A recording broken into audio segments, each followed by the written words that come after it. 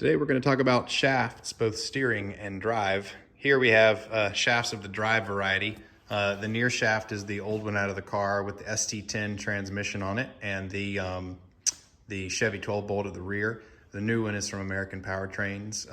So obvious differences. The old one is 2 3/4 diameter. The new one is 3.5, so significantly stronger. Also, the new one is shorter because the T56 is a lot longer than the ST10.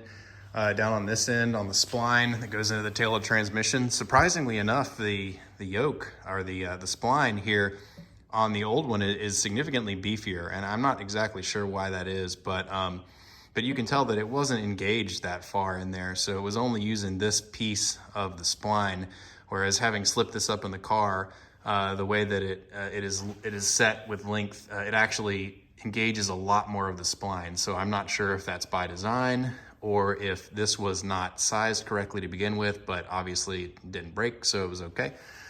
And the only other real difference down here on this end is the U-joint. So the original U-joint was a 1310, the new one's a 1350. So just generally resized and uprated. All right, and here it is installed in the car. You can see how it kind of sits right up above the torque arm. It's not a whole lot of room up in there. It is a much larger drive shaft, but it does have good clearance all the way around, so I'm pretty pleased with that.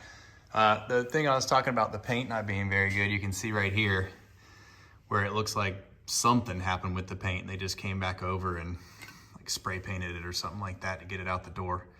But anyways, and then one thing I realized is because the diameter of the drive shaft's so big, you can't just slot this into the little receiver, into the yoke, and then bolt it, because these U-joint or these little U-bolts won't get past this thing. So you have to actually hold the U-bolts in place while you're seating the U-joint in the yoke.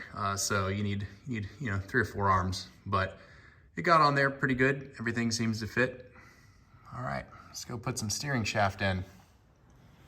All right, well, I got the headers out of the car to TIG the V-bands. I figured I'd go ahead and fit the steering shaft so I had a little bit more room to work. I'm pretty sure there's no way you can get the header out or in when the steering shaft is in. So you're gonna have to do the header, do whatever you're gonna do it, wrap it, put it in, then put the steering shaft in. I was a little worried because the kit that SpeedTech provided didn't have a telescoping shaft, and so I was a little bit concerned that I was gonna have to remove the steering column to try to get it to slot in.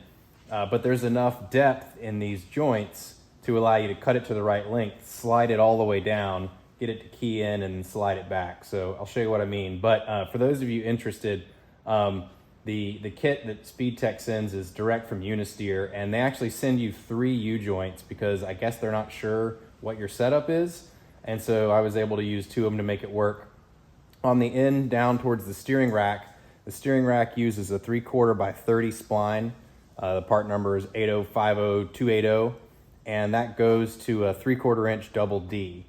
On the car side, on the steering shaft side or the steering column side, it's a 1 inch 48, which is what goes on the steering column itself. And it goes to a 9/16 30, which is what's on the end of this double D. A couple of points of note.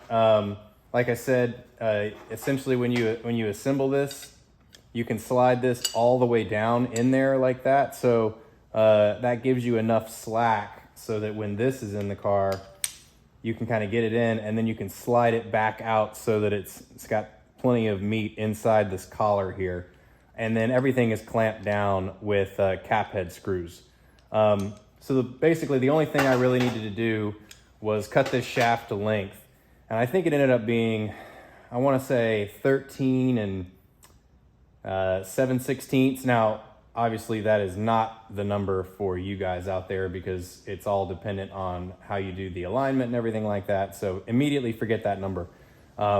And then the other thing you got to do is you got to put a little slot right here. I just did it with a die grinder so that the clamp can come across it and lock the D in. So if you can kind of see down there, you can kind of see that when you put the clamp bolt in, it will lock that shaft in place and nothing's going anywhere. The other, oh, by the way, is that in order to keep this thing from binding, you want this little tab to line up with this little tab so the U-joints are clocked correctly. So just like that. And because it's got a double D on this end and a spline on this end, you can kind of adjust and adjust and adjust, and you can do it out of the car. So you don't have to worry about trying to check all that. So I'll put it together, throw it in the car, and show you what it looks like. All right, here's the steering shaft in the car. Got that 1-inch spline here to the spline end of the double D shaft running down. It kind of comes down and in. If you remember, the headers kind of sweep up and down into this pocket right here. So because they're all from Speed Tech, hopefully it'll all fit. We'll see. And it goes down. The other U-joint is right down there, hiding underneath. So looks like it's gonna work.